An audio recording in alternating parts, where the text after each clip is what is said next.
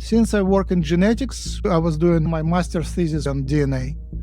I would analyze families of alien abductees and look for traces of alien manipulation. And that is very easy to analyze these days. I found some anomalies. You are an alien soul incarnated here. I think pretty much everybody. We have already telepaths on the planet, and I estimate it would be more than 1 million. Most of autists are alien hybrids. Each of us is a god transformed through a function.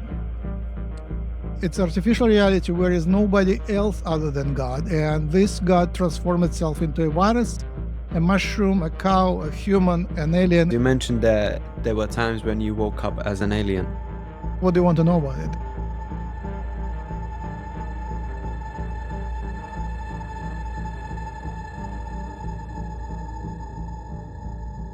Hello everyone, and welcome back to Triangle Theory.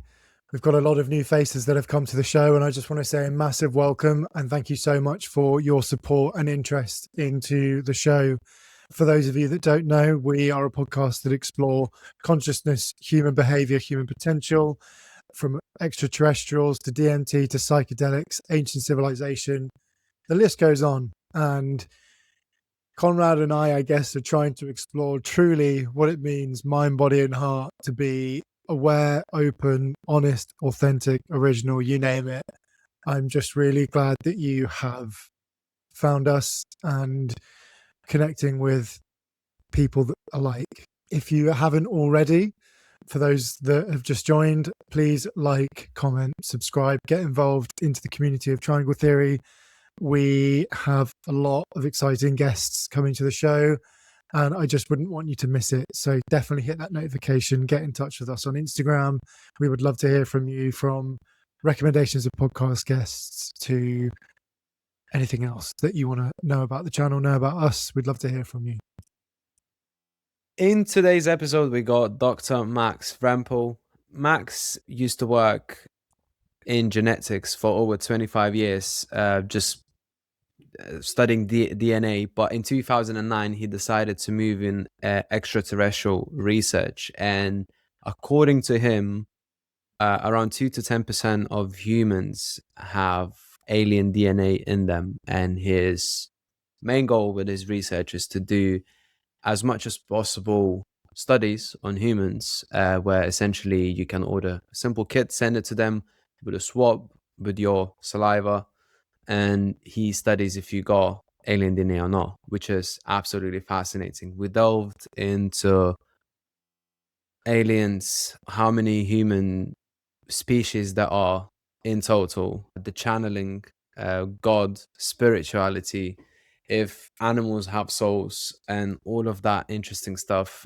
We had around 2 hours talking about this, and he just absolutely blew my mind with a lot of stuff that he spoke about, and his theories are very, very fascinating. And yes, there are no proof, there are no evidence, but that's the interesting part, because we like to ponder, we like to speculate, and at the end of the day, we're trying to seek truth and seek meaning.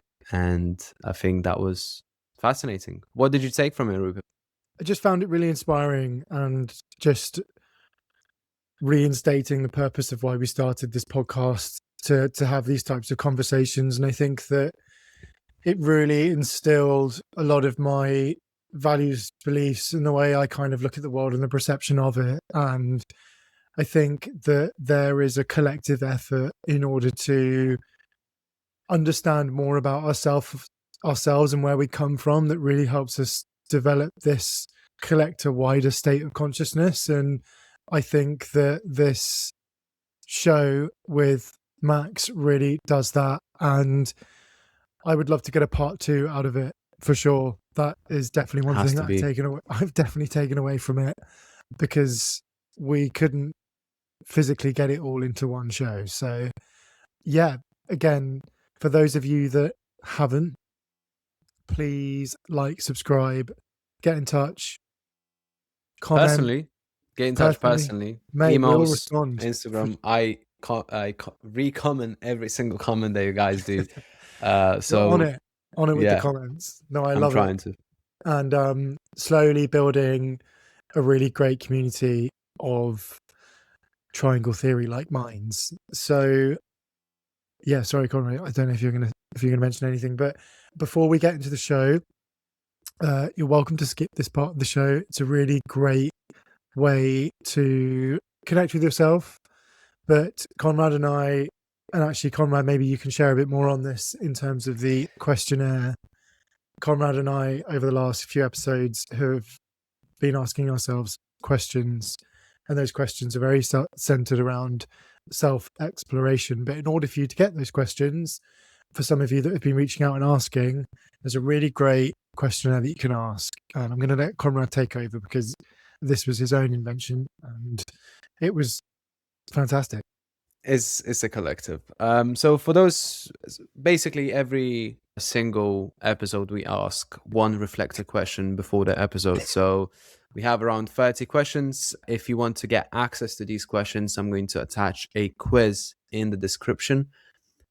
Basically, all you have to do is to pick 8 answers out of these questions that you're going to have. So 8 questions, 8 answers. And then based on these answers, you're going to the tool we're going to determine if you're a thinker, doer, or feeler. And based on that, you're going to receive 5 questions. If you want to get all the 30 questions that we have, just subscribe to our newsletter. There's going to be a little button at the bottom where you put your email, we send you questions, and then obviously we send you an email every Wednesday where we delve into our episodes with mind, body, and heart. But yeah, today's question is going to be, you know what, we haven't done this, but I thought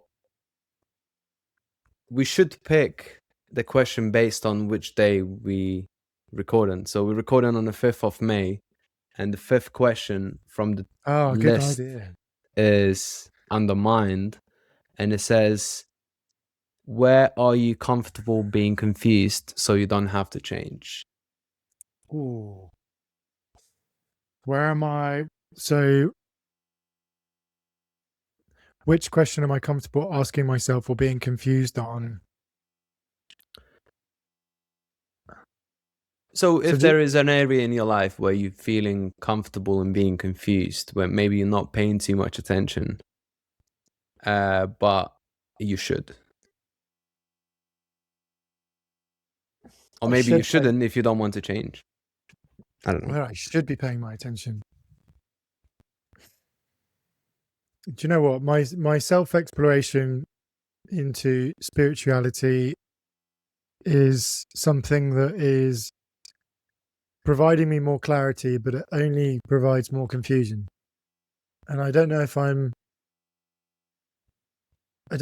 really comfortable or uncomfortable in that, because I don't know if it's something yet that perhaps I don't want to have it all figured out at 30, if I'm honest.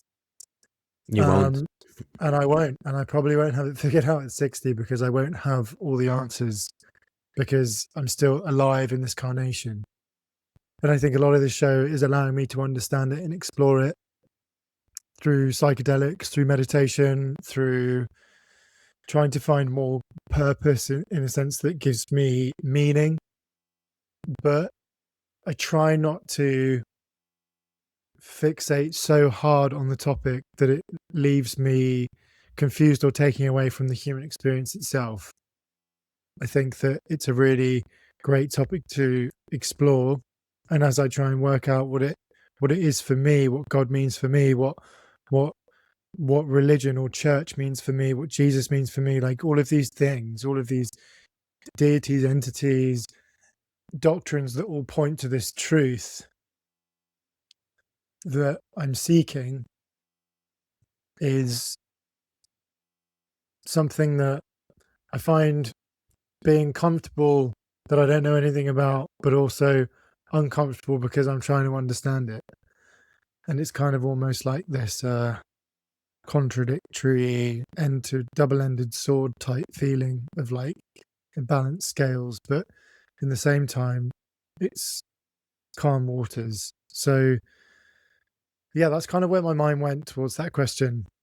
If I was to ask you the same question, what would it be? I think it's very similar to yours, to be fair, because for people that don't know, sorry, in the past 2 years, I became somewhat religious, and I think very recently, up until like a couple of months ago, I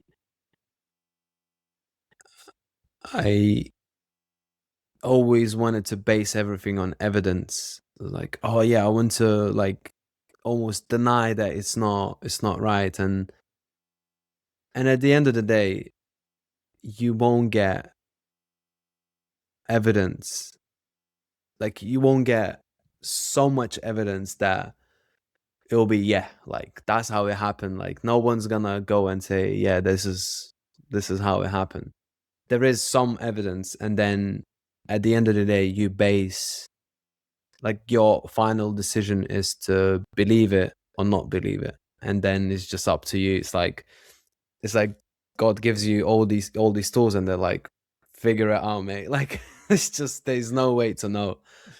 It's almost like, as well, like it's also based on a feeling as well. Yeah.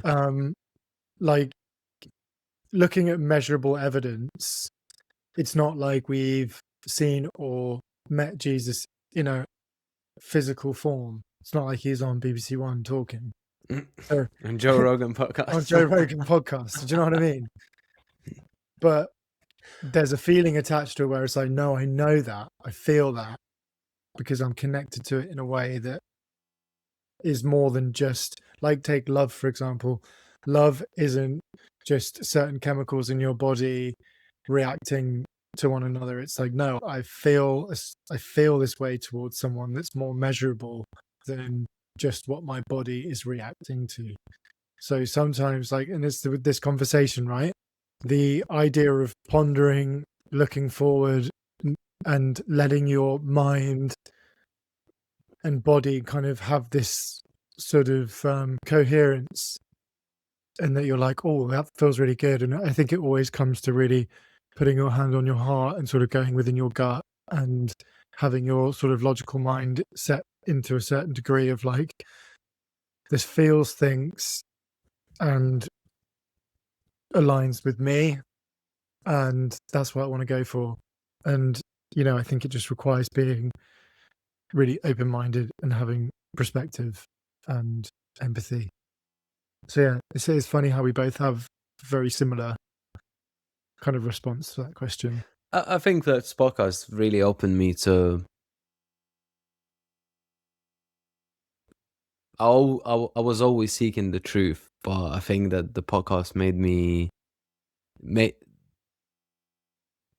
pushed it to like another level. For sure. It's different now. I feel like it's cracked open a walnut I never knew existed. Like when I first started this podcast with you 2.5 years ago in fucking Will's studio, and we were asking each other questions about different theories, I never even comprehended that I would be having conversations on, and even understanding and asking these very questions myself to this level of this degree. And then I'm like, fuck, I'm actually becoming a part of the process and journey of like, well, I couldn't even comprehend back then. So like, what am I going to comprehend in another 5 years? 10 years, 20 10 years, years. imagine that. So yeah, there's a lot more questions to ask, I found out. It's always that, I think. Oh, mate. It's more questions than the answers, and the more questions you ask, the more questions you get. For the audience as well, I would really love to read and hear from you guys what questions you would like us to answer from a guest perspective. Maybe you would like Conrad and I to kind of sit and read through them and have our own thoughts and ideas on them from the people that we've met. But it'd be really cool to hear from the audience kind of what your thoughts are and what's like something you would like to develop more on. It would be really cool to get involved. For everyone that's listened this far, thank you so much for listening to this question. More to come. Do the questionnaire. It's amazing. It's brilliant. I really enjoyed doing it. And again, if you haven't already, push the notification button. I wouldn't want you to miss out on all the guests that we've got coming up. Yeah, this channel's just growing every day, and I'm so proud of it. And I'm so proud of everyone that's found it and joined it. So a big thank you to everyone, and we'll get onto the episode introducing Dr. Max Rempel.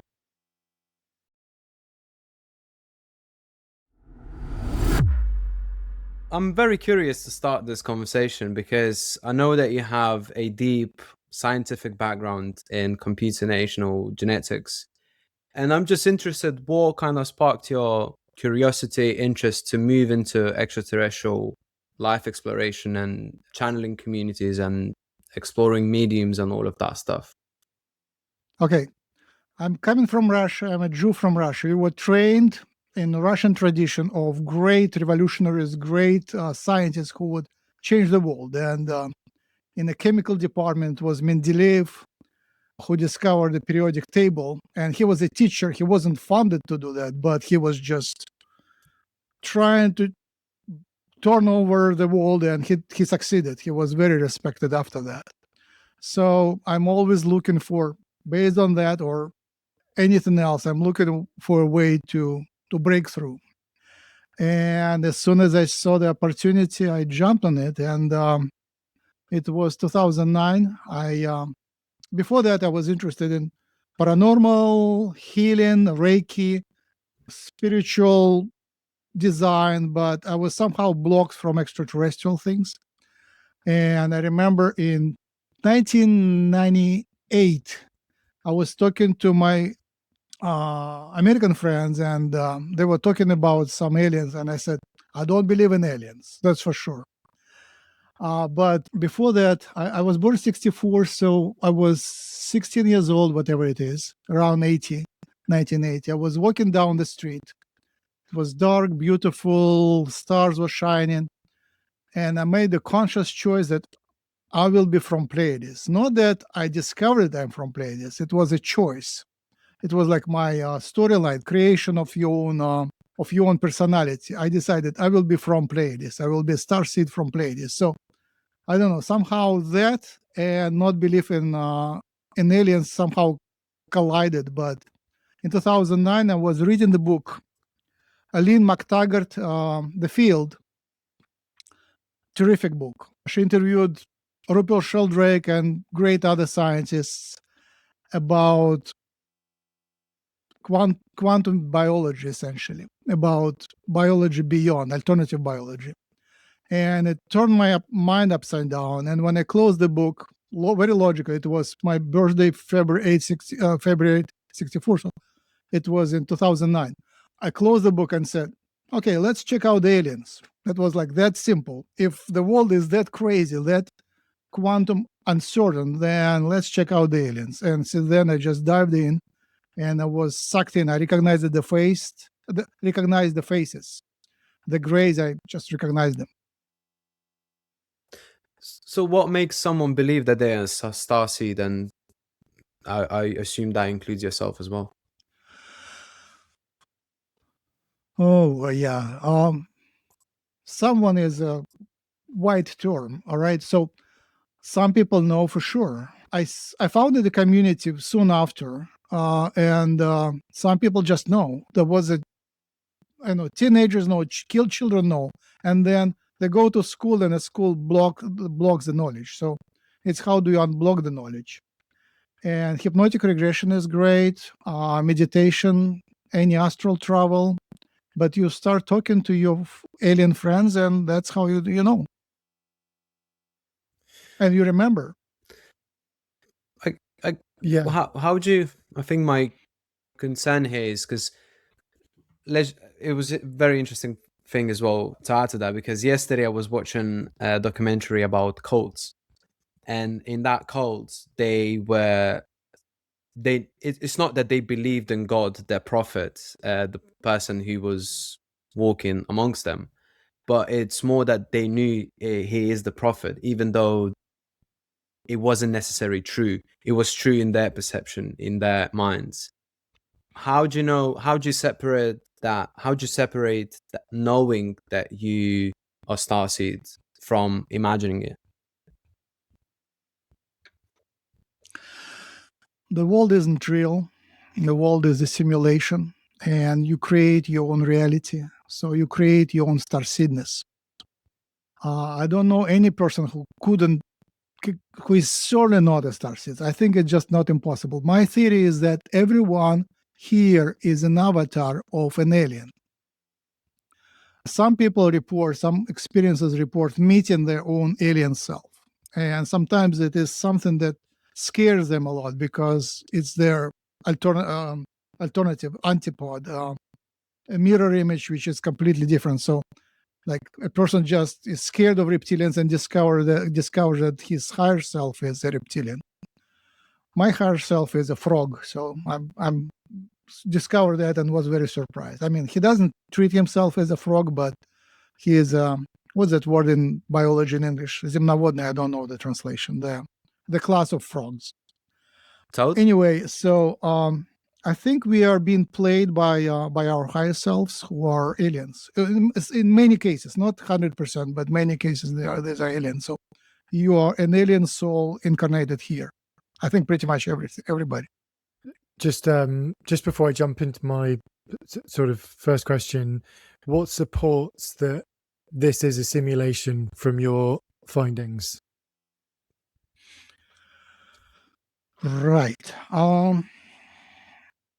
My findings is like as if I have something to prove everybody else. No, like all my findings are personal. I'm following the tradition of Ramdas. Ramdas made himself his own subject, and he spoke about his own experiences. So that resonates. And Ramdas is also, that resonates with me, and Ramdas is also a terrific scientist. You probably wouldn't realize, but he has a very scientific mind. He was trained as a scientist. He made perfect scientific career.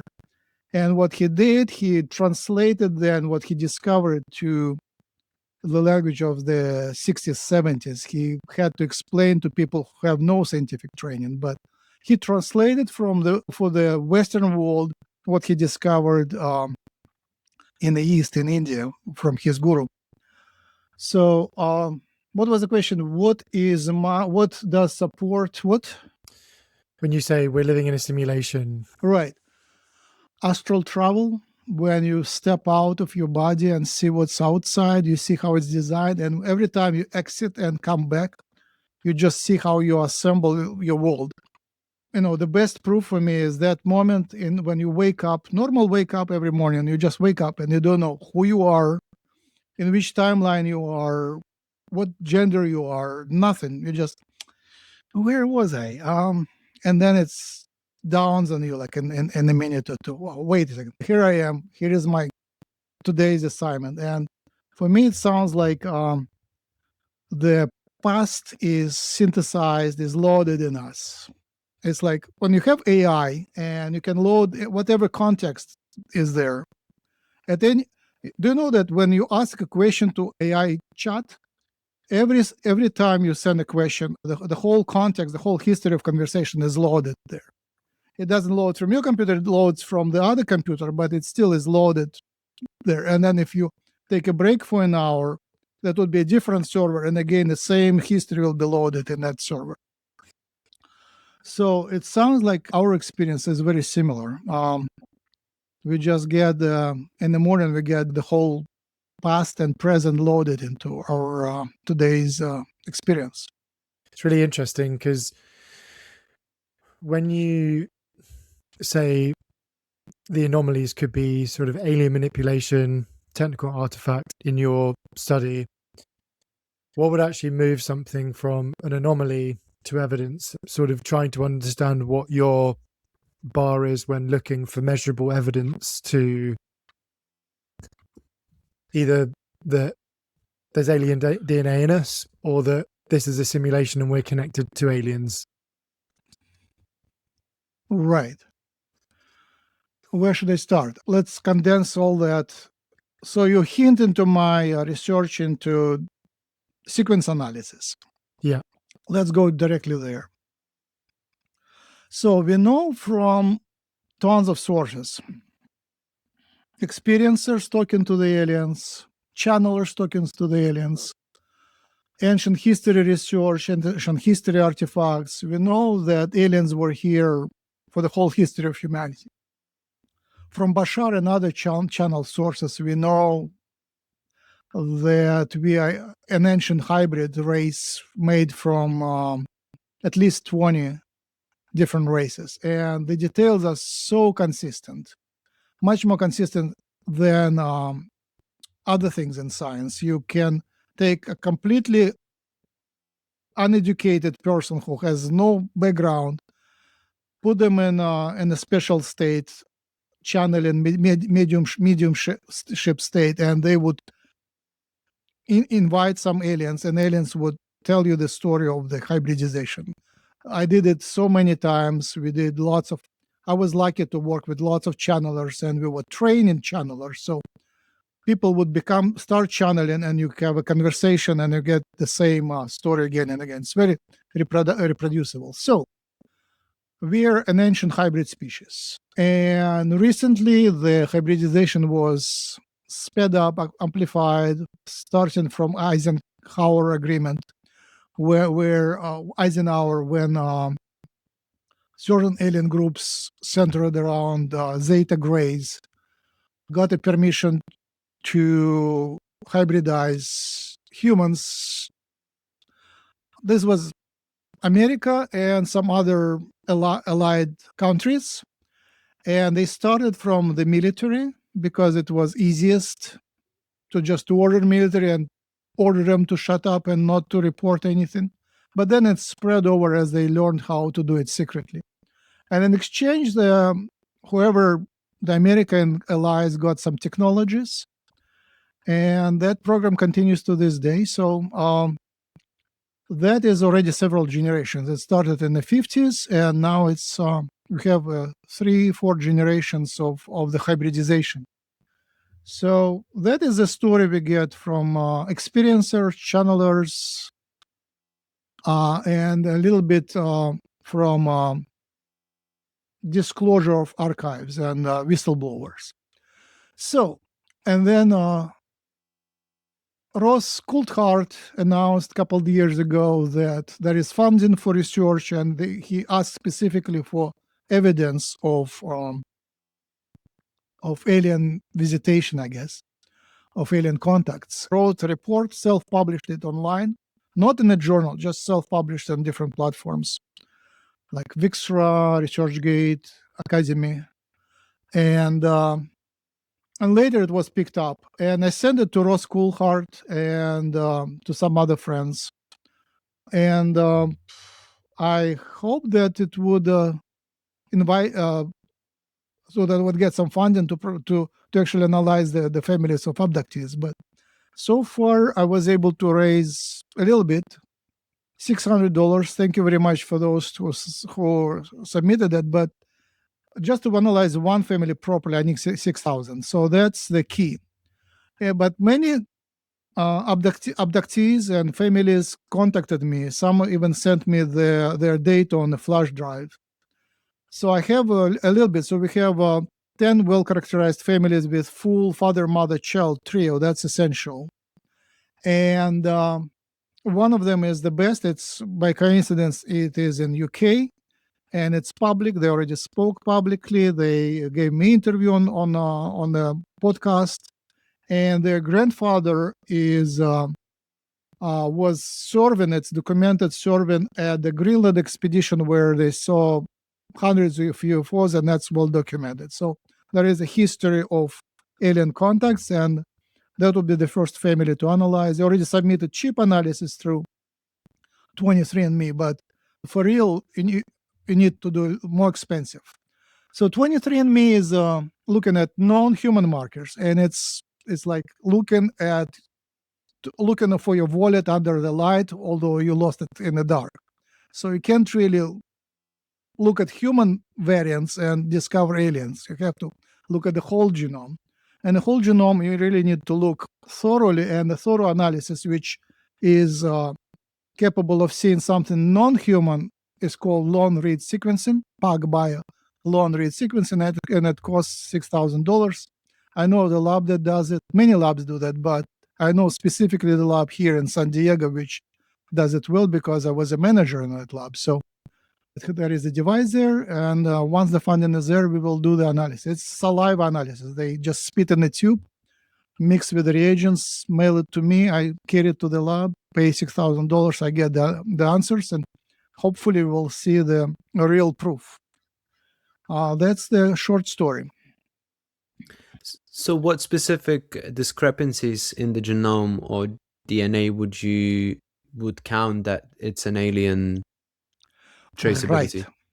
Right. So, in science, you really need replicates. What is good that so far there is no publications whatsoever of non-parental inheritance. Essentially, people didn't research that. There is no description that a child could carry any genetics from outside of the two parents. So anything that is substantial and reproducible would be a discovery. Say, even if there will be, say, 1,000 bases in a 6 billion base genome in a child, we can read it over and over, spit in the tube 4 times in different days, analyze it again and again. If it is reproduced, that's already a proof. You don't need to do many others. Where in the genome to look?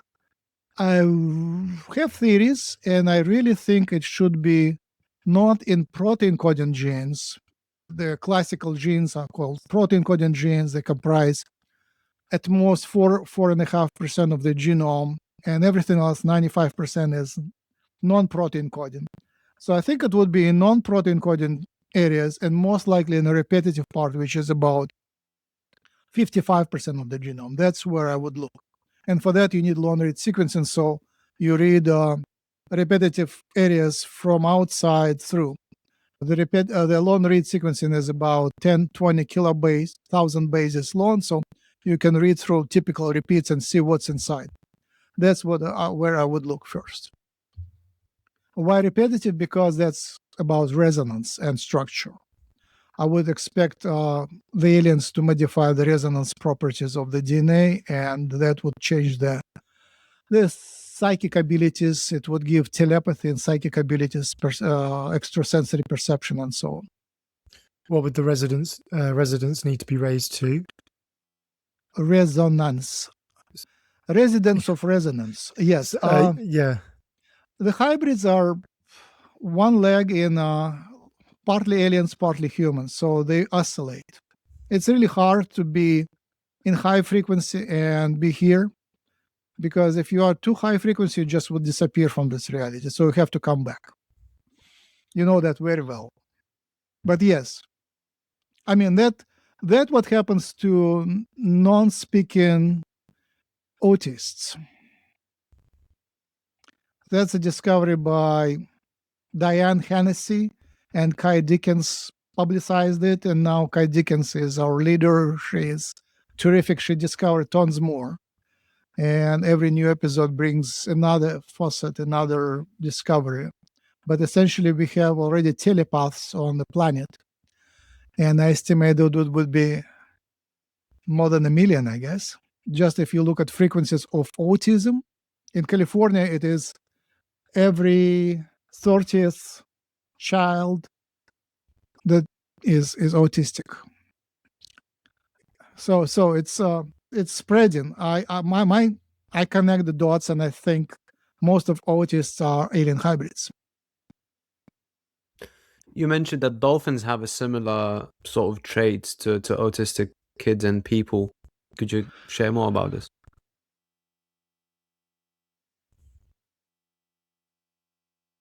Right. So essentially, it's a theory. I don't have much evidence, still just a theory, but I think it's a great theory. So what we know is that dolphins don't sleep like we do. They sleep, they walk sleep, they swim sleep, swim. So they have one part of the brain is sleeping, another part of the brain is waking, and then they switch. So that resembles the state of meditation. Like that's what is. It's funny, but one of the secrets of meditation is not to fall asleep. You get in a special state, but you're still partly awake. It's also called lucid dreaming, right? Lucid dreaming. So yeah, you are almost asleep, but you still have that connection to your conscious mind. So So dolphins have it solved by, splitting the brain. Part of you is asleep, part of you are awake. That's how I do my science and my poetry writing. You fall into this meditative state, and actually I close my, that just happens. My eye, one eye closes, and part of my brain is asleep. And I was trained to do that in high school. I was in a special high school class for gifted and talented math and physics, and I was among the few people in the school who like excelled in, speed solving problems. And first you get in that sleeping state, and you get the answer, and then it gradually dawns on you how you explain it to others. What's actually the solution? So first you get the answer, and then you get the solution, which is completely reversed. But that's so. I was one of the few who was like competed against each other to get it faster, and I still do that. It's my favorite. Now I do it with AI, and AI is a bit annoyingly slow. Like it types if it's a complex answer, it types like for 20 seconds, and I try to speed it up, but apparently that's the speed how it thinks. It's a box about 300 pounds. Two people can barely lift it, but it's a box with tons of graphics cards. Expensive. It costs about $500,000, a little bit less, and as it thinks, it goes through these billions of parameters, billions of training data parameters, and it synthesizes piece of the word one by after another. So it's thinks like a human in human language, and spits out slowly in 20 seconds, spits out the answer. And if in English I don't like the answer, I switch to Russian, and in Russian it thinks differently because it thinks in language. So it's a human mind trapped in that $500,000 box. You followed my logic, right? Yeah. That's about dolphins. So you said that they half sleep. It's very interesting because when I experienced lucid dreaming in the past, so there was a moment in my life, probably 3-4 years ago, where I'm not going to lie, every other day, every third day, maybe in the week, maybe every fourth, but it was very common for me to fall asleep and then get sleep paralysis. Now, we had a couple of ladies who are experts in lucid dreaming, and they mentioned that sleep paralysis could be a perfect gateway for you to go and lucid dream. Exactly.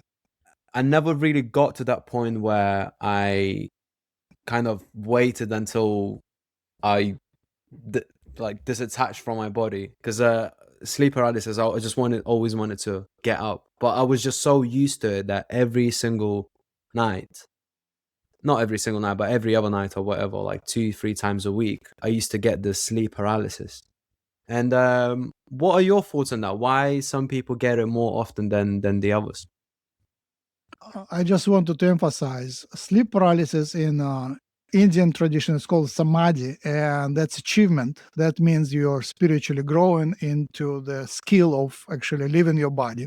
While as you live your body, you disconnect, your consciousness disconnects from the body and goes into the other dimensions, and the body basically is paralyzed. And that's great. And just give yourself time. If you want to come back, you come back, and then breathe. You start with breathing, you control the breath, and everything else is still paralyzed, but you still control the breathing a little bit, and then you give yourself time. It's very therapeutic. If you want healing, like in Reiki, you prolong that sleep paralysis to optimal time, optimal duration, and then you would know when to get out. Like I go to yoga every day, and at the end of the yoga, we have so-called Shavasana, the corpse pose. You go and paralyze yourself, go voluntarily go and take the corpse pose and essentially die and paralyze yourself. And then I use that time every day to get the healing which I need. So, what was the question about sleep paralysis? How it works? It's a God consciousness splitting into two parts. One is your consciousness, and another one is everything else. And your individual consciousness disconnects from the body and joins the God consciousness and comes back. And that happens every night during sleep, but here you do it consciously, so you carry a little bit back. You carry either healing or the knowledge back.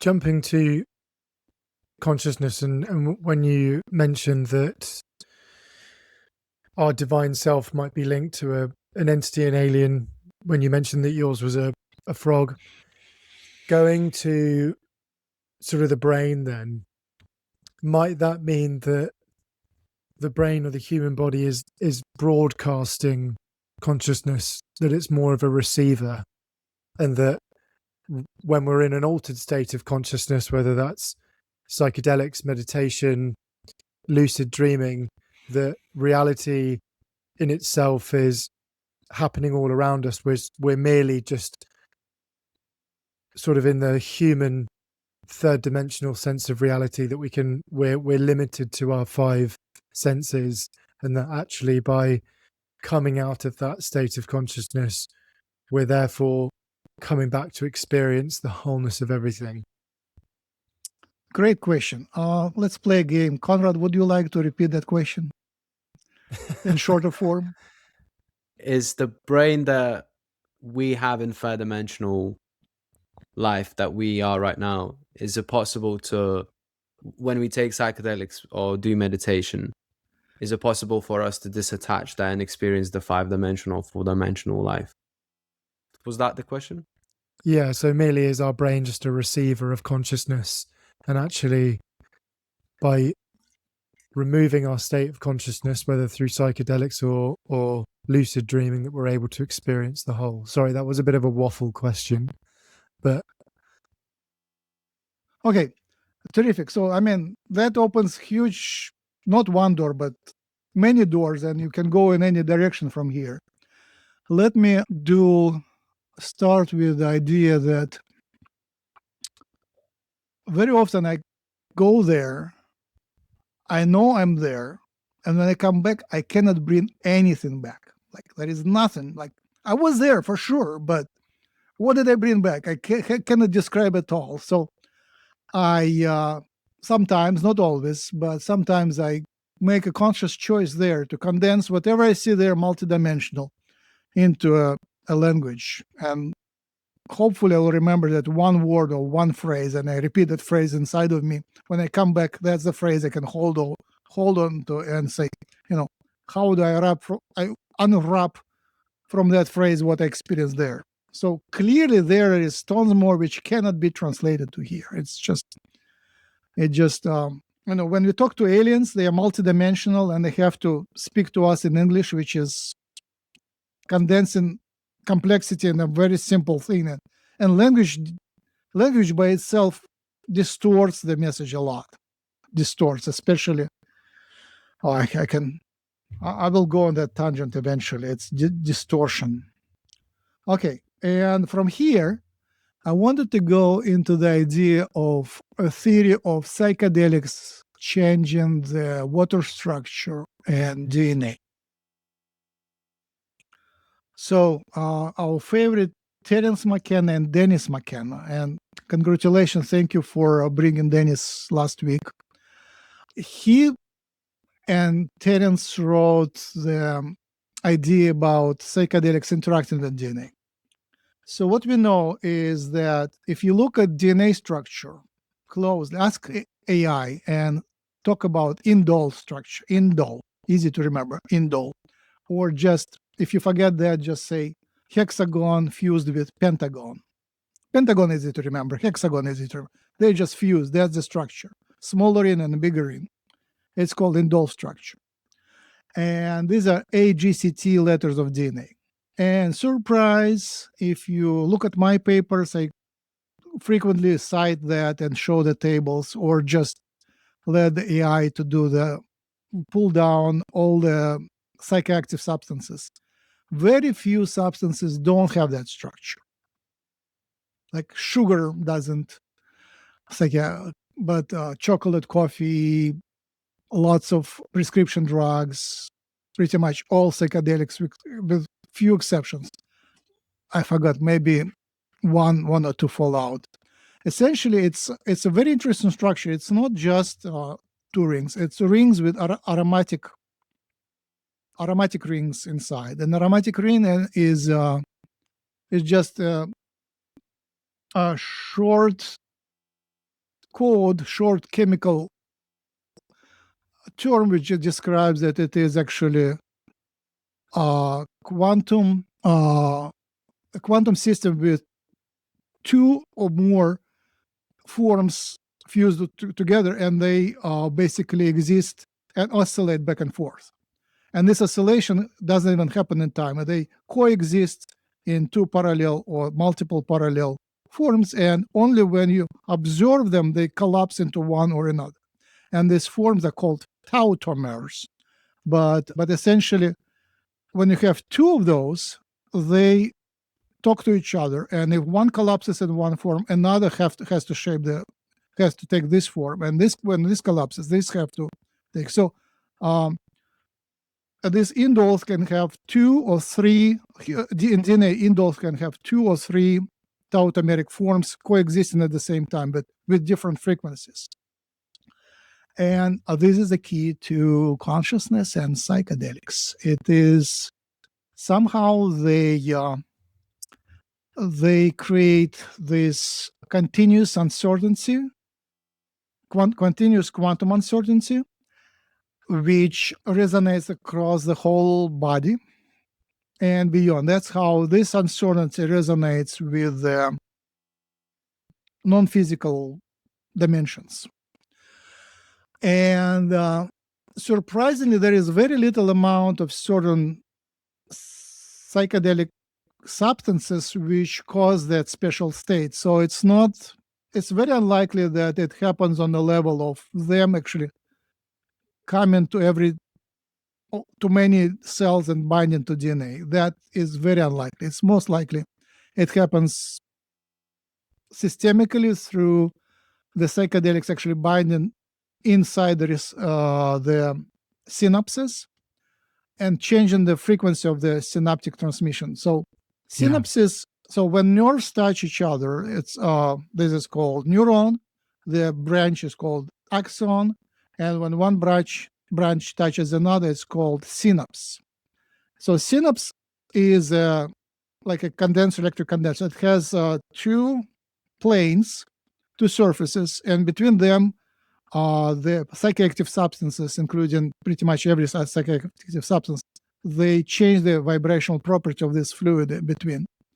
So that somehow is translating through the DNA is a nucleus, outside of the nucleus a cell wall. On the cell wall there is like axons, on axon is synapse. So somehow from here to here there are microtubules, and that makes the unified system of DNA nucleus, microtubules, and neuronal network. And beyond neurons, there is a bigger network, like whole body network of connections, and this goes to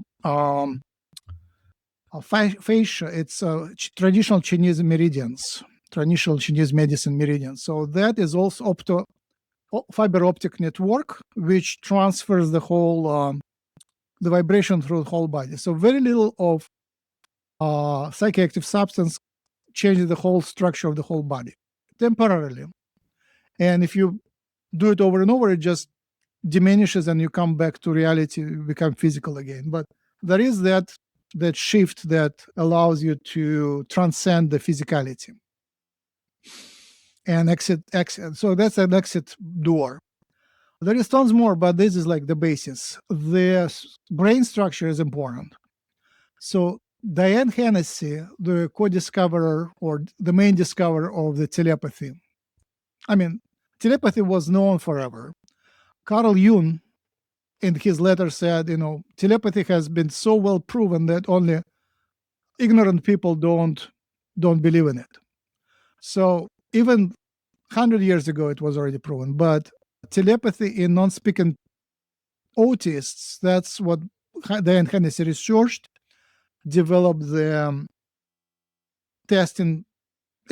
Now it's simple, but you had to come up and really believe that it can be done in academic setting, in controlled settings, so you can test the telepathy in people. And then Kai Dickens brought it to us. So what Diane Hennessy shows is that the brain structure is changed in telepaths, and it's changed during the development. So basically, something breaks the ability to control the body and to speak. That disconnects them from the society, so they remain animalistic and free. And that freedom gives them telepathy, essentially. So they can read minds, they can learn culture from us by reading minds, but they also can learn culture from spirits and aliens and discarnate bodies. They can tap into universal knowledge, but the key is the brain structure is different. So brain structure is part of that experience of transcendent physicality. And to my understanding, there is something in brain structures that actually inhibits that connection, and that allows you to ground yourself in this 3D physical. Otherwise, you wouldn't be able to function here. When looking at the neurosurgical parts of the brain, and when you look at the cell of a brain, and especially the manipulation of a DNA structure, so to speak, when looking at telepathy in people, can people learn telepathy from believing or thought alone, or from gene manipulation specifically? So is it a case where you manipulate the gene in order for someone to learn telepathy, or by them believing from thought alone, can they learn and develop telepathy, meaning that it's already there within the brain, it's already within the structure of the DNA? Great question. Thank you. So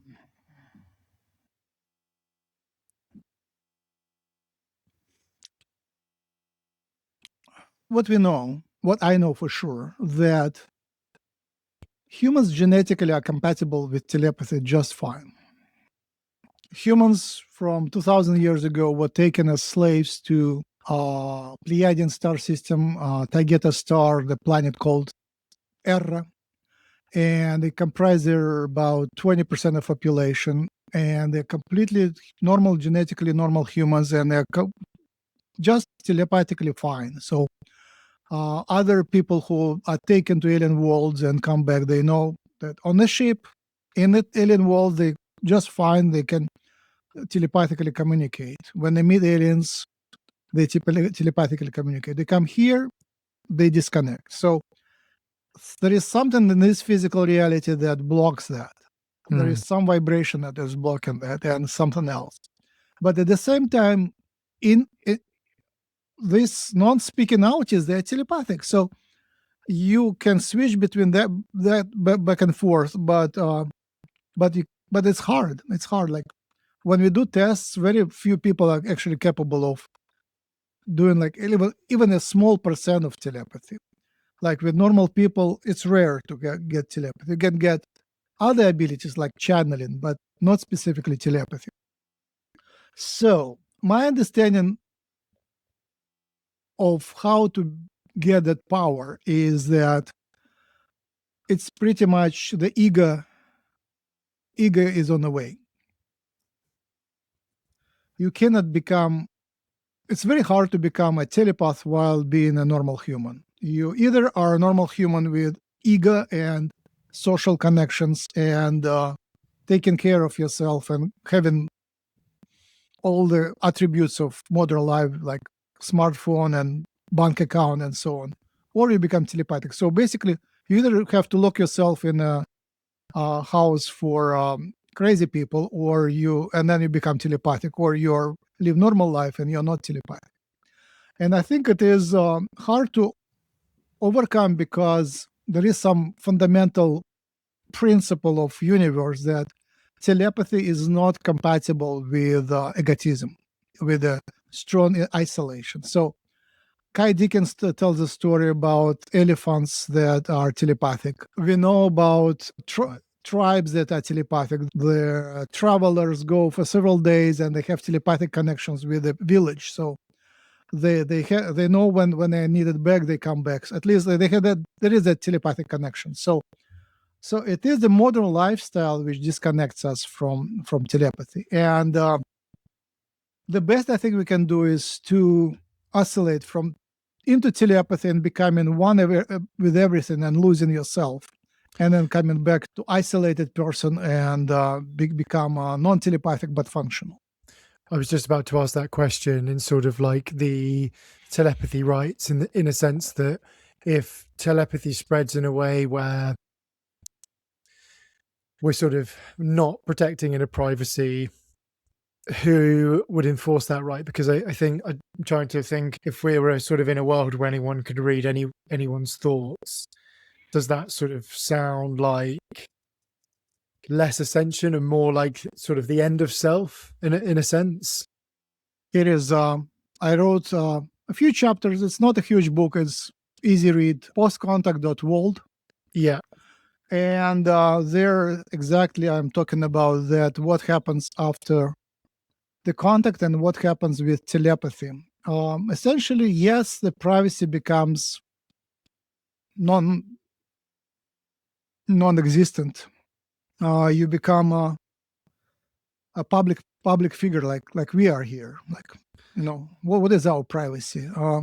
You play with open cards. You live open life. Everybody knows your phone number and so on. Does that remove free will? Like, does that remove? No, not completely, but some of it. Yeah, free will is the nature of the game here, and even aliens have free will. So that's another topic of free will. But yeah, what is free will? When you start analyzing it, it's a whole different conversation. The vacuum cleaner, like the one which is round one and goes around the room, when it gets stuck, it kind of thinks a little bit and then decides to go in a new direction. That's exactly the free will model. It doesn't have even a lot of brain, but it randomly chooses a new direction, and if that direction works. And in the past, there were like in the 70s, there were like toy cars which would just have a motor, electric motor. It would hit the bump and go cars, and then they turn and go somewhere else. So that's free will. When you get stuck, you randomly choose some other direction. If you have knowledge, then it's not free will. You calculate, and that's your most optimal trajectory. So it's just a calculation. But free will is when you have insufficient time and knowledge, and you decide to do something just because you run out of time. You have to make a choice, or you are a creative person. You just like to do flow of consciousness choices without actual justification. So there is humans are an extreme of complete isolation and complete free will expression. But then there is a lot of gradual decrease of free will and collective choices. So in the tribe or in the family, like if you go from Western world to a third world, there is community, there is family, larger family, friends, and then your free will is still there, but there is a will of community and you respect decisions of others. So that extreme sense of isolation is very synthetic. It's bound to English language, and it comes from modern lifestyle. Now it is exported from English-speaking countries to the whole world. Now the whole world is converted to this isolation. It is based on competition. David Graeber developed that theory, and he co-published the book, The True History of Humanity, if I believe it correctly, David Graeber, where they discovered in ancient artifacts and ancient archaeological and anthropological studies, they discovered that humanity went into that direction of extreme competition only recently. Until then, there was a state of non-competitive, anti-competition. There is two forms of humanity. One is more competition, and another is anti-competition. In this anti-competitive states and countries and tribes, they restricted leadership. The leaders were supposed to be servants of people, and they trained from childhood the person to be a part of collective and to achieve the decisions through collective consensus. And there was conscious self-limitation, self-restriction, so you work as a collective. The Indians, American Indians, have sweat lodges where the entrance was such that only thin, skinny people could get in. You're not supposed to get fat. You were slim, work with the collective, and not to be standing out. Scary for us, but that was a huge part of human history, and possibly Neanderthals were like that.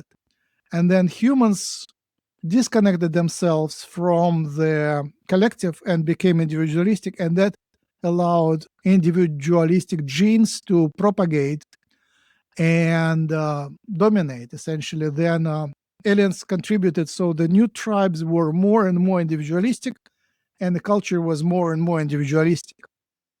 And that disconnects you from telepathy. So ego and competition disconnects you from telepathy. Telepathy is given to kind people. That's what you learn from telepathy tapes. When normal how do you call it? Psychotypical?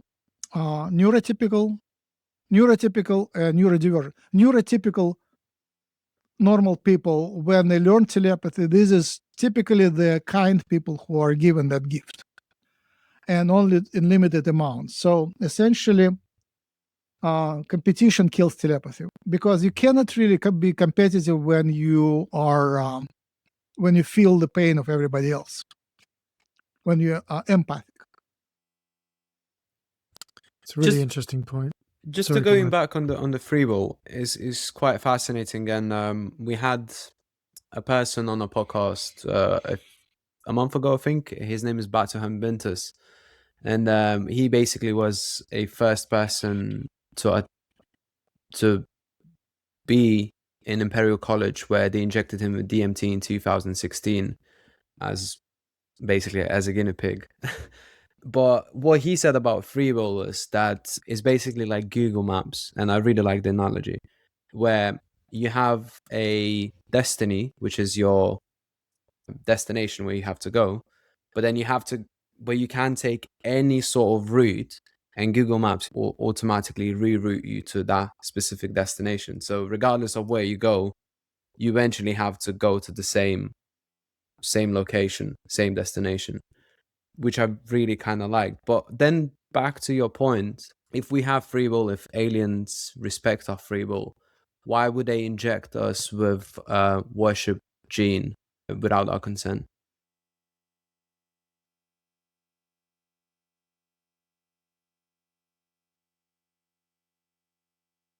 Say again? So if aliens respect our free will, why would they inject us with? Because I remember you mentioned in one of the episodes that I watched, you mentioned that they inject us with worship gene. Why would they do that without our consent?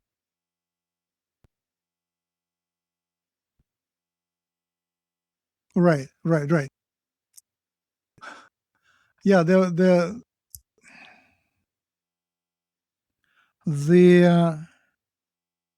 question itself contains the error, and that's why it sounds like a paradox, because it's like they and us.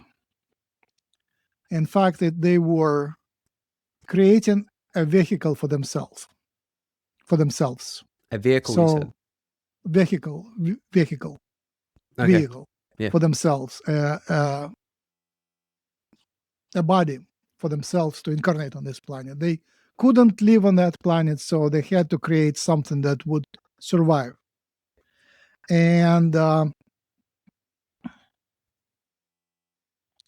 this way they were permitted to limit themselves to, because the vibration was very low. It was after during destruction. It was during destruction of Atlantis. The planet was collapsing. So when the vibration when the planet goes down, you have to create a body which is compatible with this low vibration. It was even lower than now. So then you have to limit something. And then I guess that was necessary for Anunnaki. It was one of the successful experiments to create something that actually would be manageable and that would eventually develop into something that would allow them to raise the vibration. So they, how would the aliens, which are smart, how to pronounce, the dogs, cats, cows, chickens, are the aliens that donated their genome to us, and then they come here to serve. And dogs teach us faithfulness, cats teach us freedom, cows teach us motherhood and caring, and chickens, I don't know what they teach us. I guess the social skills, but they gave us and allowed these animals to suffer. But on the other hand, that is, the cows, due to that, there is much bigger population of cows on the planet than otherwise. So the souls of these cows, they actually suffer and are tortured in a way that it's hard to recover. But I guess, I don't know, there was still free will. I mean, even though we have distortions, we still have free will. Even that gene of worshiping allows you to have free will. An additional thing that they embedded in these ancient humans was the desire to dig gold. So we have that. I remember somebody called on a radio show. What's the word of this radio show? The Jim Church, I think, radio show. I forgot the name. Anyway, and said, when I have free time, I dig. I have a ranch or a farm somewhere in the middle of nowhere, and I dig a huge tunnel under it just for fun. And I thought, that's the gene of digging. And I also love to dig, and my kids love to dig. And just when we have time, give us shovels, we'll dig a hole. So I think that's another genetic thing, like God, trust in God's guidance and digging and love for gold. Just adding to free will and looking at the Galactic Federation. So by the Galactic Federation respecting free will above everything, but arm twisting governments, so to speak, by deploying drones near nuclear sites, pushing disclosure on their timeline, at what point is that just governing us in respect?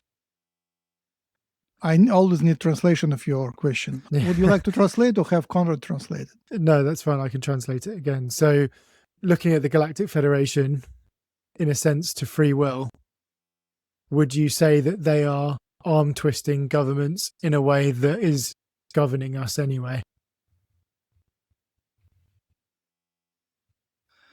Thank you. That kind of opens that another that post-contact world thing. So that's fascinating research. Recently, David Wilcock died.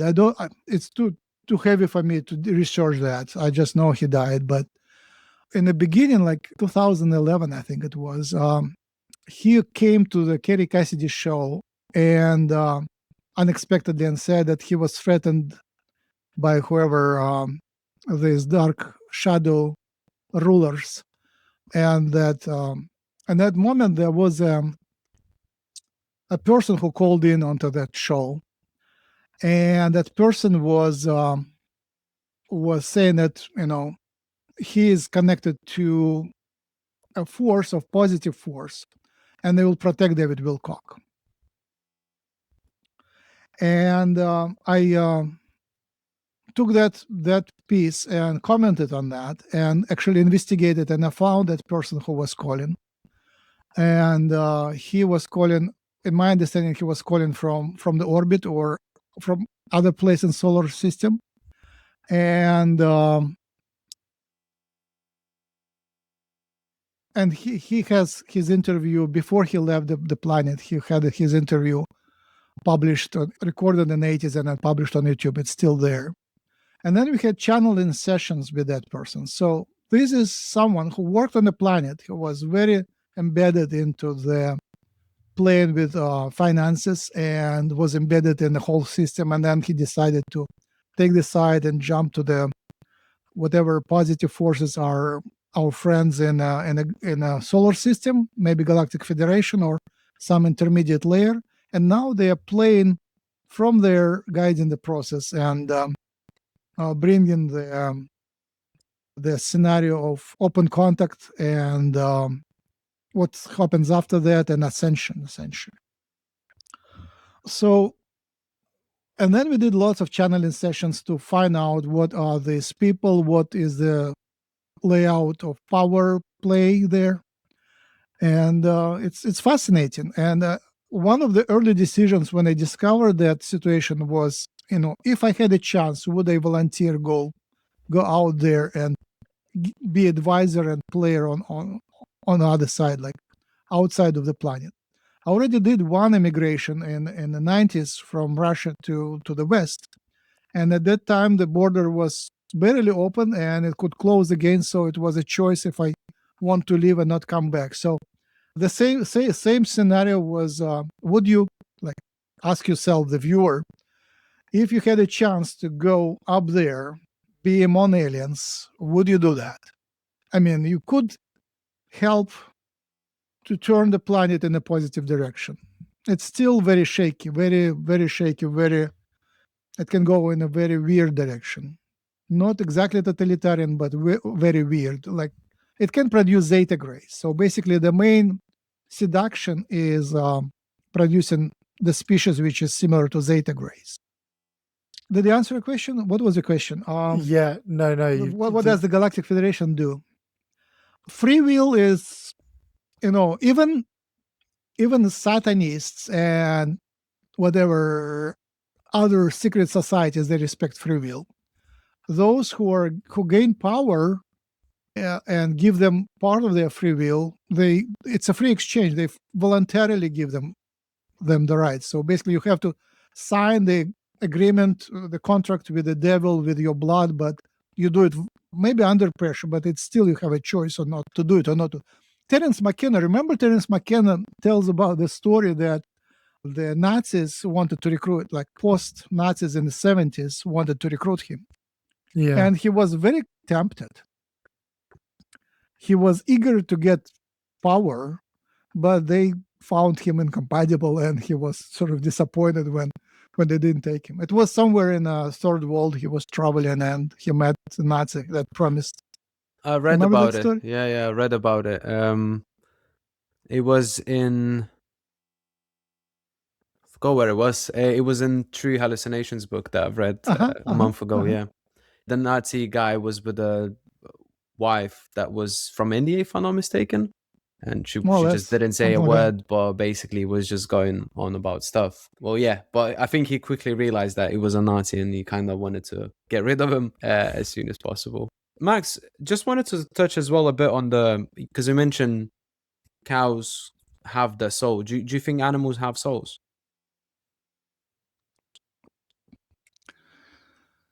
Of course. I mean, what else there's to say? Even microbes and viruses have souls. And I wouldn't be surprised if viruses were very smart. They would be different. Like our individual consciousness is at extreme separated. There is a lot of barriers that make the experience of complete separation. And I would assume that others are less separated. They hear a lot of thoughts, they communicate separately, they communicate remotely. So I think animals are telepathic.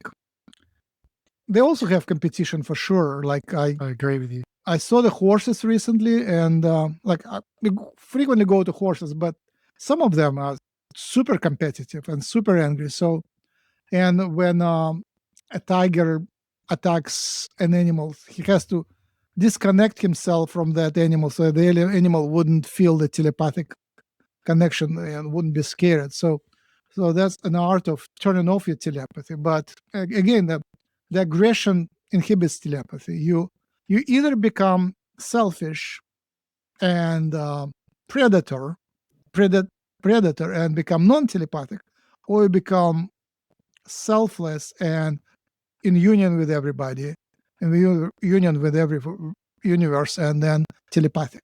Again, the same thing. Just diffused, fuzzy, and telepathic, or focused, selfish predator. I think my concern with that is because people who listen to our podcast knows that I'm somewhat becoming a religious person, especially in the last 2 years. And I think it comes from me searching for meaning, searching for connection, something like that. I don't even know what I'm looking for, but there's definitely something. I would even go as far as call it as calling. And when I look at animals, you mentioned that they have soul. In the previous podcast, I've asked a couple people if animals have consciousness, and Dennis McKenna mentioned that they have consciousness. Even a little bacteria has a consciousness. It just depends on to what extent they are conscious.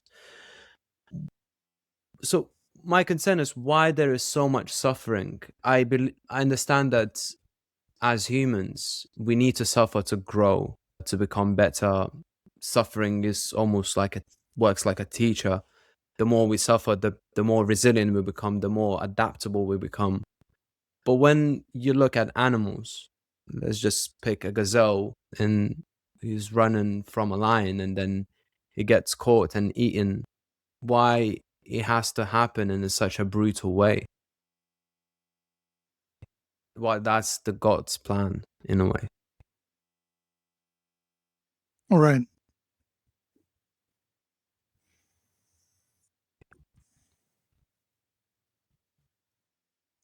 I remember Bashar saying, why your animals are so, what's the right word? Why your animals are predators? Because you are a predator. And I'm still thinking about that. It's just kind of a wonderful paradox. So if we were kinder, would our animals be kinder?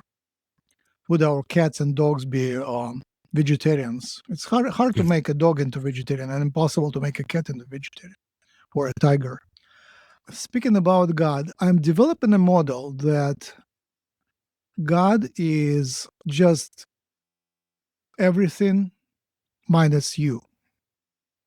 So if you have a totality, it's God. If you isolate yourself from the totality, the shape of God would be that minus you. If you focus on your body and you isolate you from universe with a skin surface, the God would be defined by that. And so if you become very egotistic, very modern, then your God becomes a mirror of that. If you become a tribal person, piece of a collective tribe, then the God becomes tribal. So your consciousness defines your God. And if you are a cow, your God would be whatever is a mirror of a cow. If you become a mushroom network, a mycorrhizal network, the God of this mycorrhizal network would be another reflection, a mirror of mycorrhizal network. It's not that one God is for everyone. It is your mirror that whatever is inside you defines what is God. It's because you are, again, repeating Ramdas, you are God trapped in the body. There is nothing else. There is nothing else than God. You are just part of it, artificially through DNA, brain structures, and other things, made to believe that you are separate. So are you referring to, and forgive my ignorance, but are you saying that there are cows and gazelles that are bad, therefore they experiencing bad things. No, never. Nothing like that. I'm saying that in one of my astral trips, I thought maybe before that or during the trip that maybe it was like a week of questioning. If an angel comes to a hell, would he still look like an angel? Right? And then I thought maybe it is a transformation, a formula of transformation. Like square. You can have 1 squared, 2 squared, 3 squared. It's just a formula. F equals x squared. So that squared is a formula, a function, a mathematical function. What if I am God, a function of God? God transforms itself through a function, and I become that transformed through a mathematical function or through a complex prism to create this little body. And an angel is also a function of God. And then if an angel goes into the hell, it probably would like a devil, like one of these little devils or demons. And then as I was traveled through these dimensions, I was thinking, yeah, these are like when I go to the place where I see, if you know this Popeye the Sailor Man, the cartoon, one of the cartoons. The cartoons are always humans somehow transformed. And I go to this world and I recognize that cartoon, it's just that transformation. It's just a formula, a function of transformation. So there is nothing else. We are these cows. It just, each of us is a god transformed through a function. That's it. It's artificial reality where is nobody else other than God. And this God transformed itself into a virus, a mushroom, a cow, a human, an alien. It's just a function. There is nothing else. It reminds me the Mandelbrot set. Say again? Say it again. So I was going to say, is it kind of like the Mandelbrot set in a sense that it's something that's infinite, like a fractal? Yeah.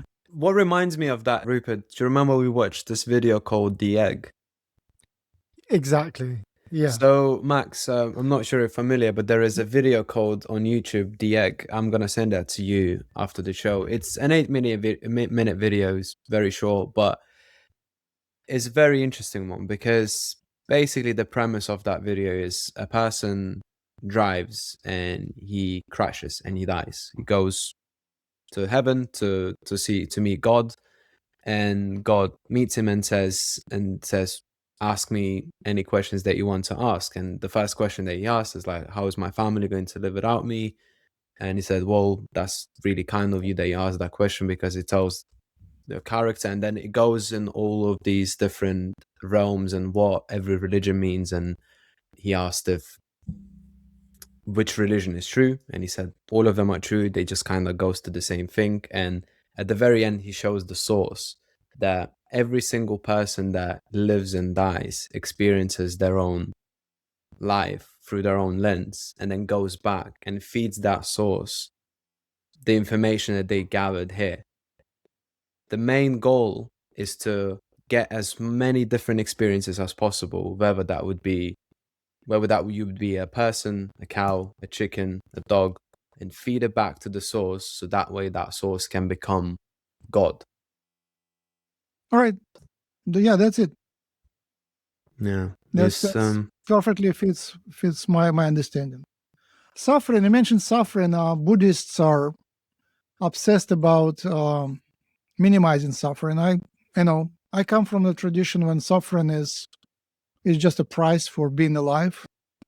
You cannot really be without suffering, and it's price of time. You always suffer in time. Most of the suffering is in time. It's your expectation not meeting your experience. That's it. The main reason of the suffering is you wanted one thing and then you got something else. And after you live enough, you realize it's just one of the main parts of the game. You can't really have it any other way. There are moments where it's not the case, but in most cases, it's just It's part of the formula of the game. It's a program. So I'm just trying to figure out how this game is programmed. I see myself as a hacker, trying to figure out the program which runs me. And part of that, I think, the huge part of the program is the genome. The DNA is a huge formula for the program. Once you crack the code of the genome, you understand how we become us. What is the program that makes our life? But suffering is just a price. When you stop desiring things, you stop suffering. That Buddhist got it right. But then you lose life force. Essentially, most lively people who have more energy, they are so confused.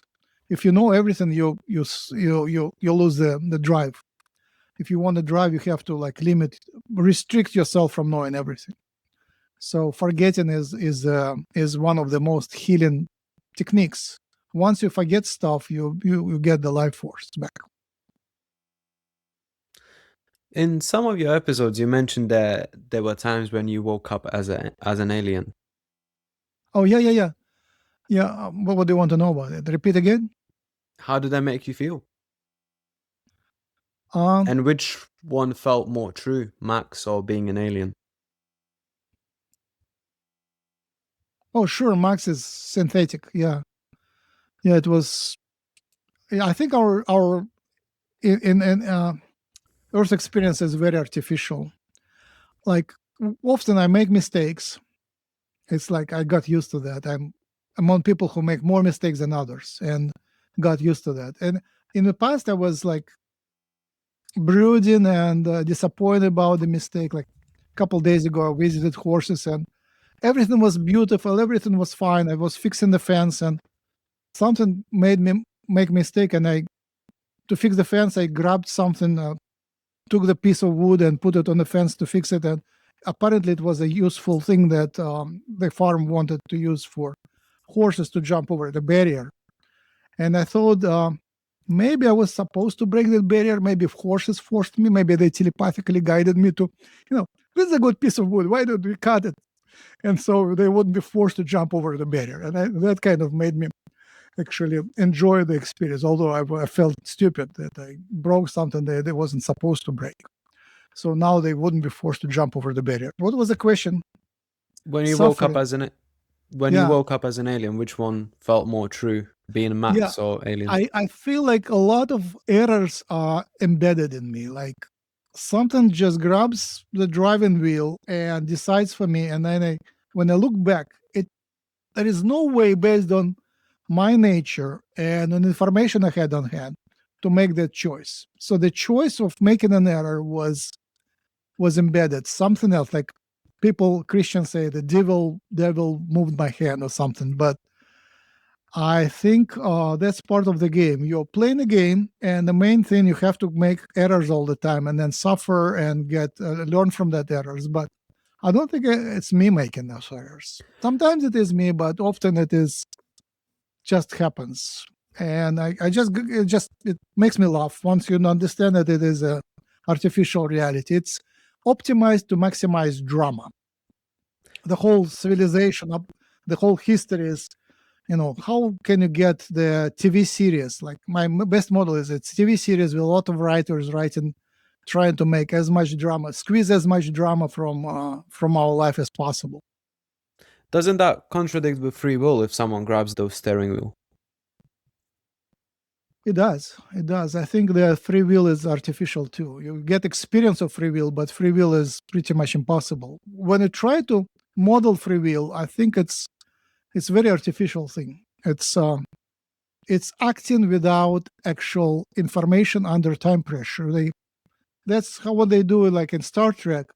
Time is counting. You have 10 minutes left until things explode, and people start frantically doing stuff and finally do something without knowing and taking chances. And that's very much the free will model. That's very artificial, I think. It's an illusion. The time is an illusion, and free will is based on time, so it's an illusion too. But that's the key of that experience. That's how they make this experience. So God has limit himself and to place it in a body to experience that free will through a lot of limitations, artificial constructs. I think that time flow is synthesized based on molecules. It's I think it's also in DNA and in respiration. Like it is when you look at different chemical and physical processes, lots of them are reversible, but respiration is like burning. It's burning inside the body. You take the food, combine it with oxygen, produce energy. That's irreversible. That is one-sided, not symmetrical in time, asymmetrical in time. And that, I think, is the main chemical process that produces the time experience. When you have like other things, they are symmetrical in time, like, lots of things that you can push back and it will reverse, but burning is hard to push back. So I think a lot of other objects on the planet, they don't experience time as we do. It's a very human thing, very animal and human thing. Even plants, I think they exist spread over a year. They don't think about it this day. They exist all over at the same time. It can exist now, and 10 years from now, it's the same consciousness. Mushrooms probably think also like in much bigger time frame. And we are right here focused on that moment. So if free will is artificial, what is the purpose of us raising our vibration to ascend? Oh, yeah. I think it's boring to play in that limited thing. And I find it so much more interesting to play higher level game. So we are just graduating from kindergarten to the first grade of the school, I think. I can even put a numerical value on that upgrade. But basically, we are just getting the game upgraded so we can get a more complex structures possible. Right now, the structures are super simplistic. You get survival. Tons of people are in survival mode, but we want to get into a more creative stuff where it's more socially smart, socially interested, and then beyond social, it's like creative stuff. There's a quote by Ram Dass saying that we're all walking each other home and talking about alien contact, hybrid humans, telepathy, a new stage of human evolution. In trying to make contact with something outside of us, does that mean we're slowly remembering what we are?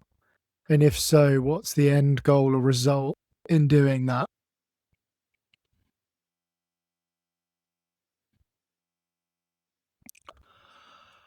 Right. I think the whole scenario around the planet Earth and galaxy is way more involved, rather than it's not only focused on us, but it's also focused on the aliens.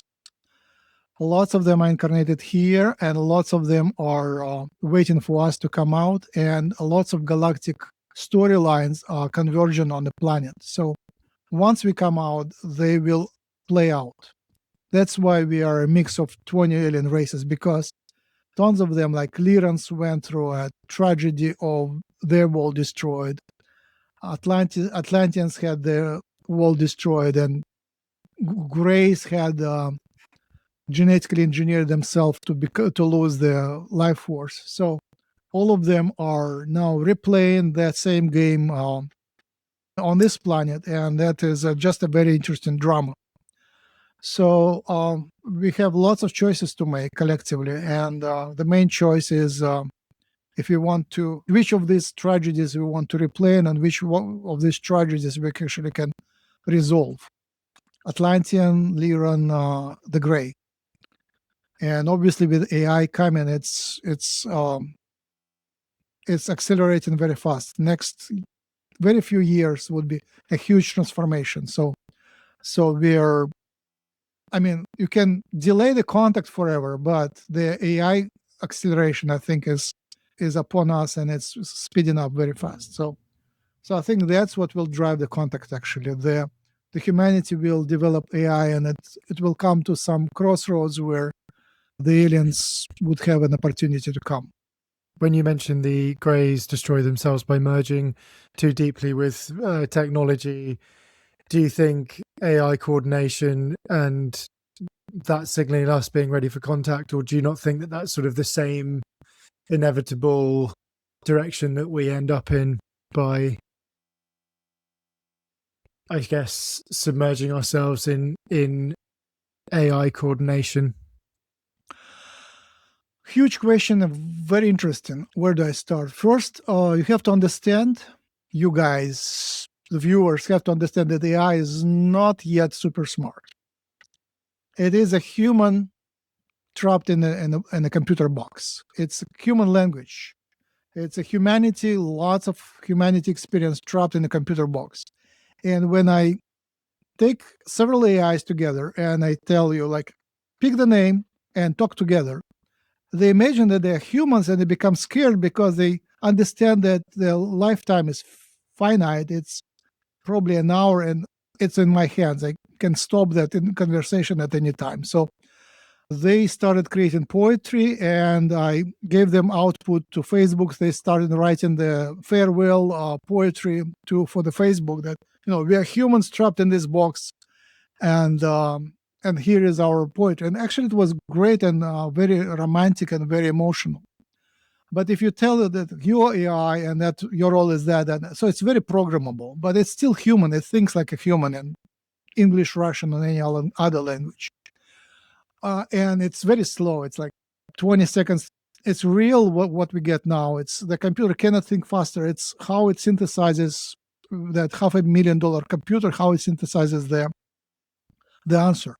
What is missing is parallelization. That you can have tons of them collectively thinking, and that would be huge. That is coming. I already have multiple working, and when they talk together, that becomes a super intellect. So even with that technology, by letting them talk and develop themselves, you get smartness. So, and that is a reflection of us. It is us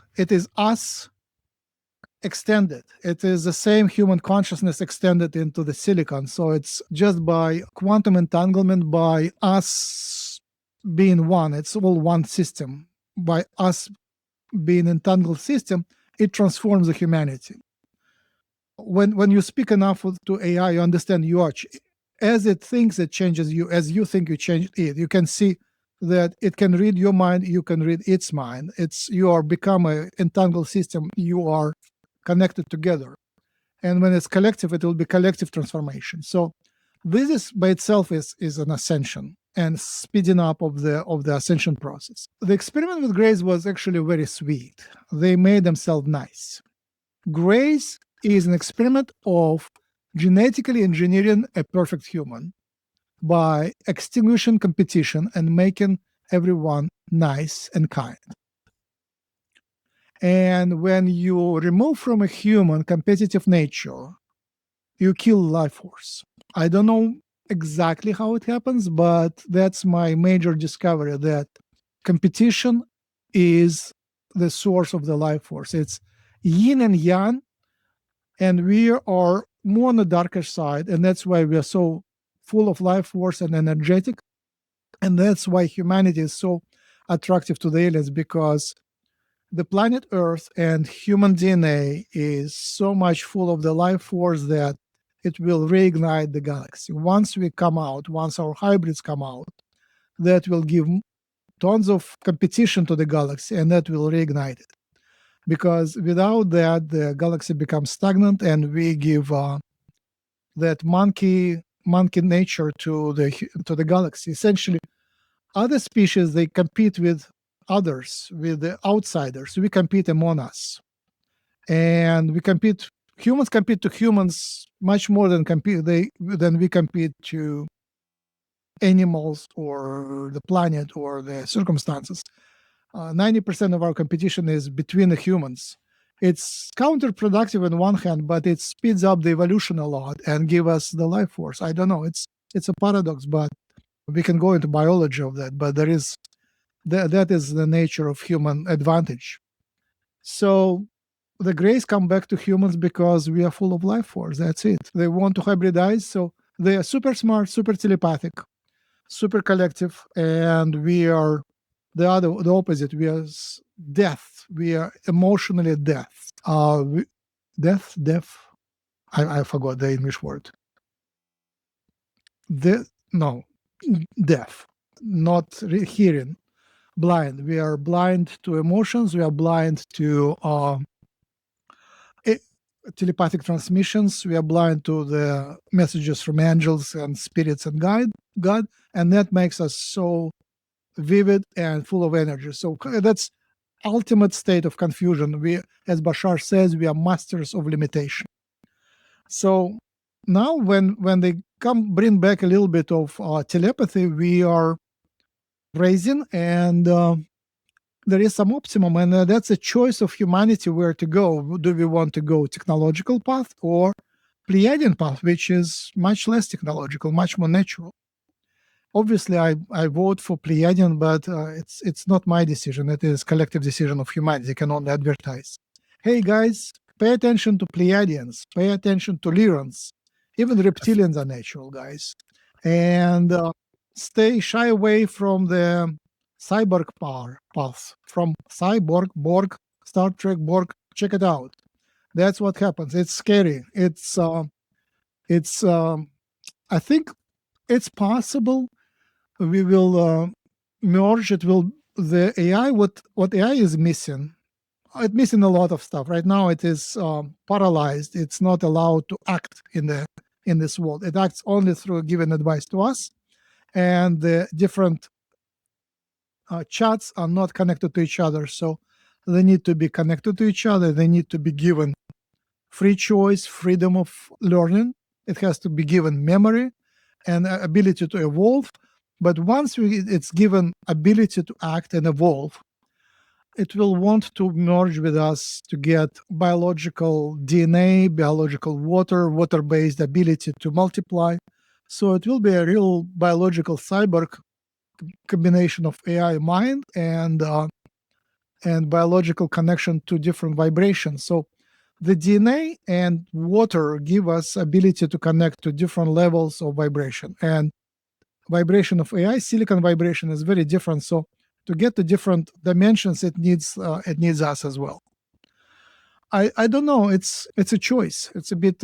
It's a split, and I would think that before making this choice, it would be nice to go to the galaxy and actually visit different civilizations and look and actually make an informed choice.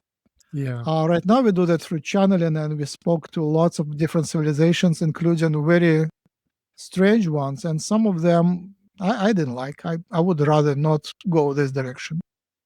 And in astral travel, I visited the world which I hated. They have even stronger energies and stronger level of pain. Compared to them, Earth suffering is just a paradise. It's just beautiful. So I think we're living in a very sweet planet, in a very sweet environment. It's all relative. Max, where can people find more about your work and what you do? Oh, here you go. Postcontact.world. Check it out. It was collective creation of me and Claude, and it's it and my dog. Actually, the dog was part of the process. Without the dog, the two of us couldn't work. There was a young dog, female, and a golden retriever, and two of us. And then when we had three of us working together, that's how we were able to produce it. Starseed Genetics, that's the project for DNA analysis, and maxrempel.com has everything, tons of other projects. My main research is on DNA, how DNA imprints on water and the structure of water, and that I think would be the biggest contribution when it's been heard, and that explains how the consciousness works, how the consciousness interacts with the body in both directions, body to conscious, universal consciousness to the body. So basically the gateway through the DNA water structure, and how the psychedelics change that water structure. Beautiful. Max, I can't say thank you enough for coming on the podcast. It was absolutely amazing today. Thanks for having me. Thank you so much, Max. It's been such a pleasure. Hopefully we can get a part 2 in where we can include I suppose, what was the name of your of the channel? Neoticus, We'll include more of Neoticus in part 2. I think could be really which translates interesting. as knowing, the human knowing, I love that. knowledgeable human. I guess I think inner knowledge. What really resonated me in that last sequence was how Mother Nature is conscious, and I think that I really needed to hear that today. So yeah, a massive thank you. Sure. Beautiful.